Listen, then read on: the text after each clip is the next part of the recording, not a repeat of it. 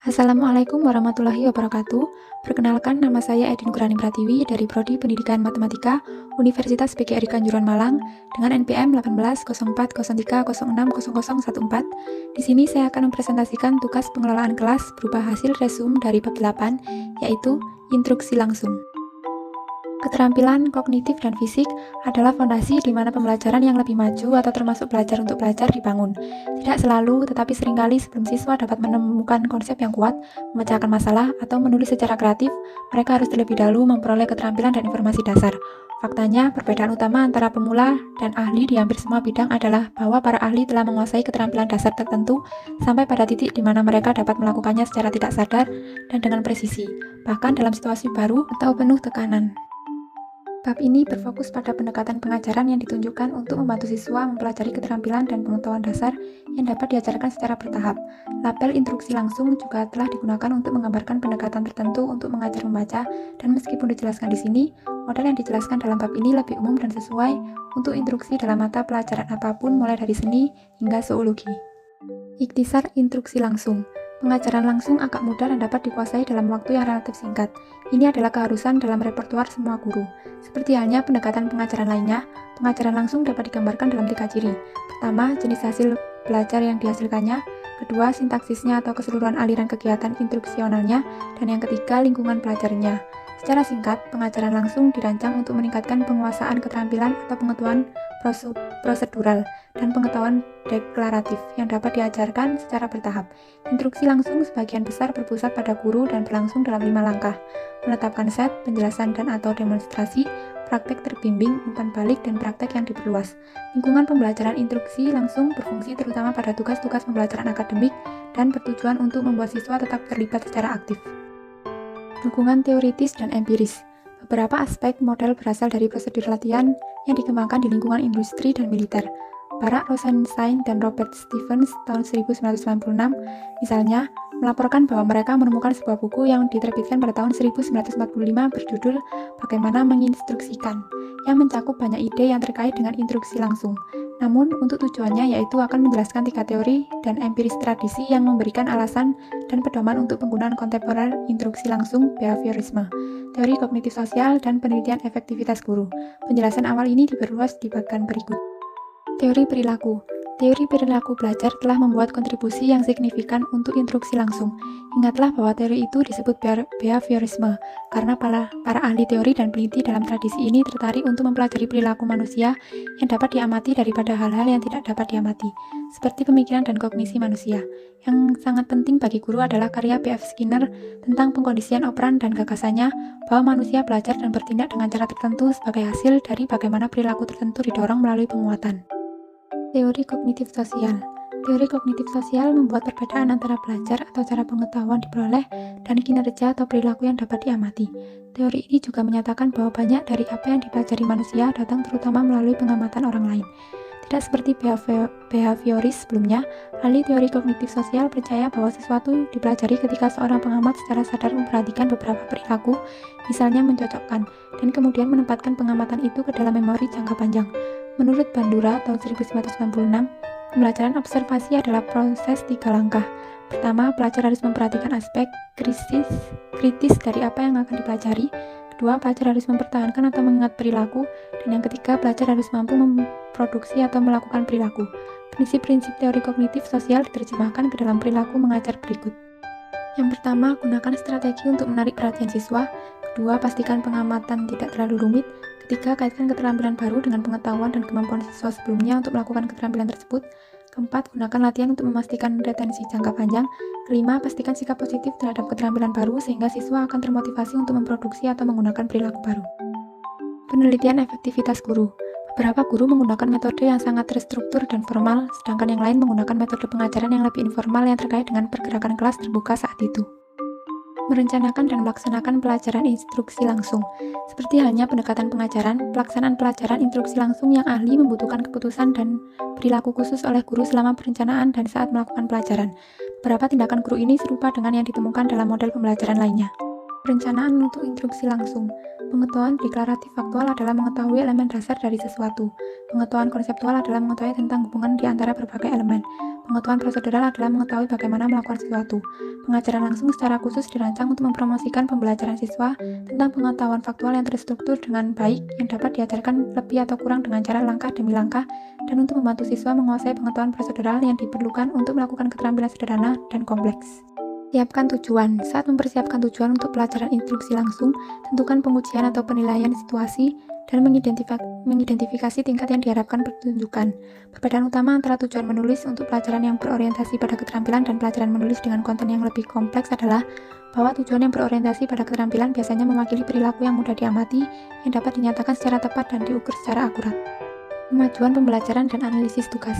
Kemajuan pembelajaran dan analisis tugas adalah alat yang digunakan guru untuk menentukan hasil pembelajaran yang terkait dengan pengetahuan atau keterampilan tertentu dan untuk menentukan cara terbaik untuk mengurutkan instruksi. Analisis tugas adalah alat yang serupa. Ide sentral di balik analisis tugas adalah bahwa pemahaman dan keterampilan yang kompleks tidak dapat dipelajari pada satu waktu atau secara keseluruhan. Sebaliknya, untuk kemudahan pemahaman dan penguasaan keterampilan dan pemahaman yang kompleks harus terlebih dahulu dibagi menjadi bagian-bagian komponen yang signifikan. Analisis tugas membantu guru menentukan secara tepat apa yang perlu dilakukan siswa untuk melakukan keterampilan yang diinginkan.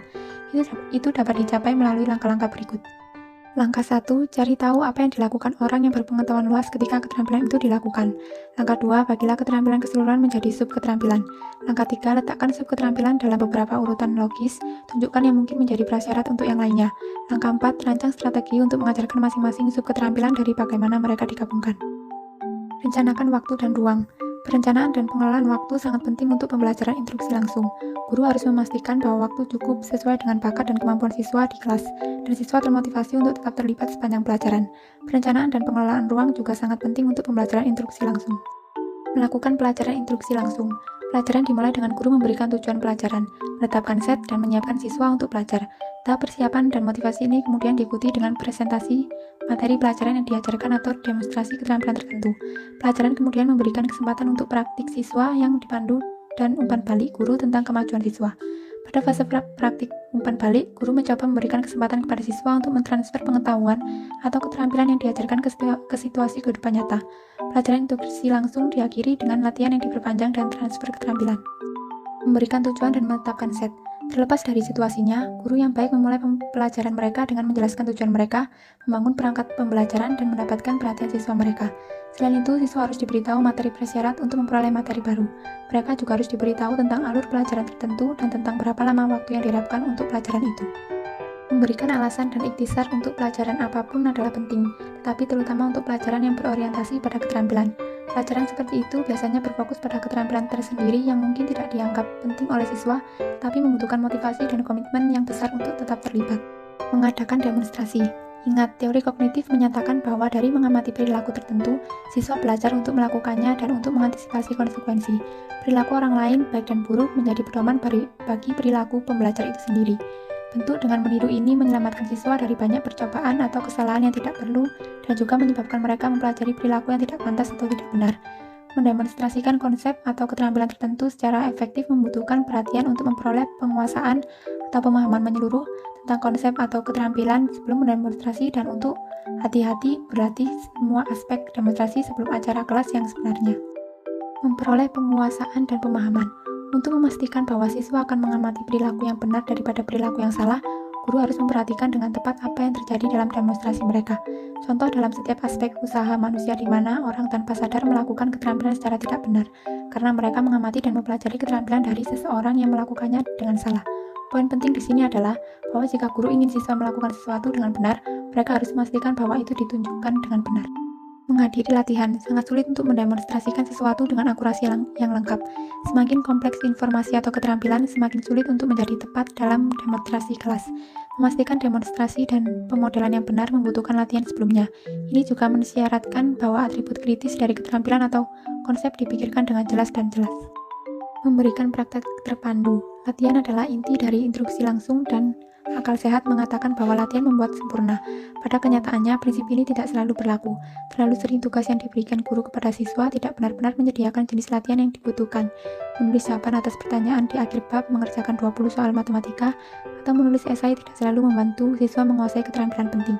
Langkah penting dalam pengajaran langsung adalah cara pendekatan guru praktik yang dipandu. Asas-asas berikut dapat memandu cara-cara yang guru sediakan untuk praktik. Tetapkan jumlah latihan yang singkat dan bermakna. Dalam kebanyakan kasus, terutama dengan keterampilan baru, penting untuk meminta siswa melakukan keterampilan yang diinginkan untuk waktu yang singkat, dan jika keterampilannya kompleks, untuk menyederhanakan tugas di awal. Namun singkatnya dan penyederhanaan tidak boleh mendistorsi pola keseluruhan keterampilan. Tetapkan latihan untuk meningkatkan belajar berlebih. Keterampilan yang penting untuk kinerja selanjutnya, latihan harus berlanjut jauh melampaui tahap penguasaan awal. Itu hanya melalui belajar berlebihan dan penguasaan penuh bahwa suatu keterampilan dapat digunakan secara efektif dalam situasi baru atau di bawah tekanan. Kemampuan untuk secara otomatis melakukan keterampilan atau kombinasi keterampilan, inilah yang membedakan seorang pemula dari seorang ahli di semua bidang. Keterampilan atau pemahaman tertentu yang tidak cukup dikuasai melalui latihan yang cermat tidak akan ditransfer dan disimpan ke dalam memori jangka panjang. Namun, guru harus berhati-hati karena upaya untuk menghasilkan pembelajaran yang berlebihan dapat menjadi monoton dan dapat menurunkan motivasi belajar siswa. Sadarilah keuntungan dan kerugian dari latihan massal dan terdistribusi. Meskipun literatur penelitian tidak memberikan prinsip langsung yang dapat diikuti dalam setiap contoh, latihan massal biasanya disarankan untuk mempelajari keterampilan baru. Dengan hati-hati bahwa latihan dalam waktu lama dapat menyebabkan kebosanan dan kelelahan. Latihan terdistribusi adalah yang paling efektif untuk memperbaiki keterampilan yang sudah dikenal. Sekali lagi dengan hati-hati bahwa interval waktu antara segmen latihan tidak boleh terlalu lama, sehingga siswa lupa atau mundur dan harus memulai dari awal lagi. Hadiri tahap awal latihan. Tahap awal latihan sangat penting karena selama periode inilah pelajar dapat secara tidak sadar mulai menggunakan teknik yang salah yang nantinya harus tidak dipelajari. Hal ini juga selama tahap awal latihan bahwa pelajar akan ingin mengukur keberhasilan dalam hal kinerjanya sebagai kontras dengan teknik. Periksa pemahaman dan berikan umpan balik. Ini adalah fase pelajaran instruksi langsung yang paling mirip dengan apa yang kadang-kadang disebut pembacaan. Hal ini sering ditandai dengan guru mengajukan pertanyaan kepada siswa, dan siswa memberikan jawaban yang mereka anggap benar, atau guru memanggil siswa dan meminta mereka untuk menunjukkan keterampilan atau soft skill tertentu. Ini adalah aspek yang sangat penting dari pelajaran instruksi langsung, karena dapat pengetahuan tentang hasil. Latihan hanya akan bernilai kecil bagi siswa. Faktanya, tugas paling penting dari guru yang menggunakan instruksi langsung adalah menyediakan siswa dengan umpan balik yang berarti dan pengetahuan tentang hasil tertulis. Namun, tanpa umpan balik yang spesifik, siswa tidak akan belajar menulis dengan baik, dengan menulis, membaca dengan baik, dengan membaca, atau berlari dengan baik, dengan berlari. Pedoman yang dianggap paling penting antara lain: Pedoman 1. Berikan umpan balik sesegera mungkin setelah latihan. Pedoman 2. Buat umpan balik spesifik. Pedoman 3. Berkonsentrasilah pada perilaku dan bukan niat. Pedoman 4. Pertahankan umpan balik sesuai dengan tahap perkembangan pembelajar. Pedoman 5. Tekankan pujian dan umpan balik pada kinerja yang benar. Pedoman 6. Saat memberikan umpan balik negatif, tunjukkan cara melakukan dengan benar. Pedoman 7. Bantu siswa untuk fokus pada proses, bukan hanya hasil. Pedoman 8. Ajarkan siswa bagaimana memberikan umpan balik kepada diri sendiri dan bagaimana menilai kinerja mereka sendiri. Memberikan praktek mandiri. Dalam kebanyakan kasus praktek terpandu biasanya diikuti oleh praktek mandiri. Ini memberikan siswa kesempatan untuk melakukan keterampilan yang baru diperoleh sendiri. Latihan tambahan juga penting karena membantu mengamankan penguasaan atau kelancaran dengan pemahaman atau keterampilan tertentu. Ada 2 pedoman penting untuk menyediakan praktek mandiri. Pertama, praktek mandiri harus memiliki keterampilan atau materi yang sama dengan praktek terbimbing. Kedua, siswa perlu sepenuhnya siap untuk menyelesaikan tugas-tugas yang terkait dengan praktek mandiri. Latihan mandiri dapat dilakukan di kelas sebagai tempat duduk atau setelah kelas sebagai pekerjaan rumah. Tempat duduk mengacu pada pekerjaan dan praktik yang ditugaskan untuk diselesaikan di kelas. Penggunaannya sangat umum, terutama di kalangan guru di kelas dasar. Panduan berikut disarankan untuk seat walk. 1. Tetapkan tempat duduk yang menurut siswa menarik dan menyenangkan. Batasi penggunaan lembar kerja standar. 2. Pastikan siswa memahami apa yang dibutuhkan oleh tugas tempat duduk. 3. Secara umum membuat tempat duduk mengikuti pelajaran instruksi langsung merupakan kelanjutan dari latihan terbimbing, bukan kelanjutan atau perpanjangan dari instruksi yang sebenarnya. 4. Memiliki prosedur yang jelas tentang apa yang harus dilakukan siswa jika mereka terjebak, dan memiliki rekomendasi untuk siswa yang menyelesaikan sebelum yang lain serta yang tertinggal. Pekerjaan rumah. Untuk waktu yang lama, nilai pekerjaan rumah telah diperdebatkan dan efek pekerjaan rumah tidak sepositif dan sejelas yang diyakini oleh beberapa guru, orang tua, dan pembuat kebijakan. Selanjutnya, popularitas pekerjaan rumah telah berubah dari waktu ke waktu. Cooper dan Valentin tahun 2001, seiring waktu, Cooper dan rekan-rekannya serta yang lainnya, Matestai dan Van tahun 2012, telah mengungkapkan hal-hal berikut tentang efek pekerjaan rumah. 1. Pekerjaan rumah tampak memiliki pengaruh yang sangat kecil terhadap pembelajaran di kelas dasar. 2. Pekerjaan rumah memang menyebabkan lebih banyak pembelajaran di kelas 6 dan lebih tinggi. 3. Pekerjaan rumah memiliki efek lebih dari sekedar pembelajaran akademis. 4. Pembelajaran siswa dipengaruhi oleh jumlah pekerjaan rumah yang diberikan. Terlepas dari perdebatan tentang efek pekerjaan di tempat duduk dan pekerjaan rumah, kemungkinan keduanya akan tetap dilembagakan dalam pendidikan Amerika untuk beberapa waktu mendatang. Oleh karena itu, guru harus melanjutkan dengan hati-hati dan mengikuti pedoman yang didukung oleh penelitian, tetapi juga untuk tetap waspada terhadap kemungkinan konsekuensi negatif dan yang tidak diinginkan. Beberapa rekomendasi tampaknya tepat ini diringkas berikutnya. 1. Seperti halnya pekerjaan tempat duduk, tetapkan pekerjaan yang menarik dan berpotensi menyenangkan dan pastikan siswa memahami tugas. 2. Beri siswa pekerjaan rumah yang menantang dan dapat mereka lakukan dengan sukses. 3. Gunakan tugas pekerjaan rumah yang sering dan lebih kecil daripada tugas yang lebih jarang dan besar. 4. Buat aturan pekerjaan rumah menjadi jelas. 5. Informasikan kepada orang tua tentang tingkat keterlibatan yang diharapkan dari mereka. 6. Memberikan umpan balik dan nilai pada pekerjaan rumah segera. 7. Pertimbangkan penggunaan membalik, dijelaskan dalam fitur meningkatkan mengajar dan belajar dengan teknologi. Mengelola lingkungan belajar. Tugas-tugas yang terkait dengan pengelolaan lingkungan belajar selama pelajaran instruksi langsung hampir identik dengan yang digunakan oleh guru ketika menggunakan pendekatan presentasi untuk pengajaran. Dalam pengajaran langsung, guru menyusun lingkungan belajar dengan cukup ketat, menjaga fokus akademis, dan mengharapkan siswa menjadi pengamat, pendengar, dan peserta yang tajam. Perilaku buruk yang terjadi selama pelajaran instruksi langsung harus ditangani secara akurat dan cepat. Namun, pemeliharaan lingkungan terstruktur dengan fokus akademis tidak boleh mengesampingkan lingkungan yang juga ditandai dengan proses demokrasi dan nada perasaan positif. Penilaian dan evaluasi. Karena instruksi langsung digunakan paling tepat untuk mengajarkan keterampilan dan pengetahuan yang dapat diajarkan dengan cara langkah demi langkah, evaluasi harus fokus pada tes kinerja yang mengukur pengembangan keterampilan daripada tes kertas dan pensil dari pengetahuan deklaratif. Melafalkan langkah-langkah yang benar dalam salah satu pendekatan pengajaran tidak memberitahu apakah seorang guru dapat merancang dan melaksanakan pelajaran yang efektif untuk kelas yang terdiri dari 25 siswa. Hanya demonstrasi kelas yang dapat menunjukkan penguasaan guru atas keterampilan itu. Seringkali, tes kinerja sulit bagi guru untuk dirancang dan dinilai dengan presisi dan juga bisa sangat memakan waktu. Pemikiran terakhir mempertimbangkan penggunaan instruksi langsung. Penggunaan instruksi langsung oleh guru terdiri dari sebagian besar waktu kelas di ruang kelas Amerika. Jumlah waktu yang digunakan untuk menjelaskan informasi dan mendemonstrasikan meningkat di tingkat sekolah dasar, sekolah menengah pertama, dan sekolah menengah atas. Ini lazim di mana-mana dan tetap menjadi pendekatan pengajaran yang populer dan efektif. Kritik utama dari instruksi langsung adalah bahwa hal itu berpusat pada guru dan terlalu menekankan pada pembicaraan guru. Beberapa pendidik berpendapat bahwa terlalu banyak waktu yang dicurahkan untuk pengajaran langsung. Yang lain berpendapat bahwa instruksi langsung terbatas pada pengajaran keterampilan dasar dan informasi tingkat rendah dan tidak berguna untuk mencapai tujuan tingkat yang lebih tinggi. Yang lain lagi mengkritik pendekatan ini karena teori perilaku yang mendasarinya. Mereka berargumen bahwa hal itu tak terhindarkan mendukung pandangan bahwa siswa adalah wadah kosong untuk diisi dengan informasi dan perilaku yang tersegmentasi dengan hati-hati daripada pembelajar aktif dengan kebutuhan bawaan untuk memperoleh informasi dan membangun pengetahuan mereka sendiri.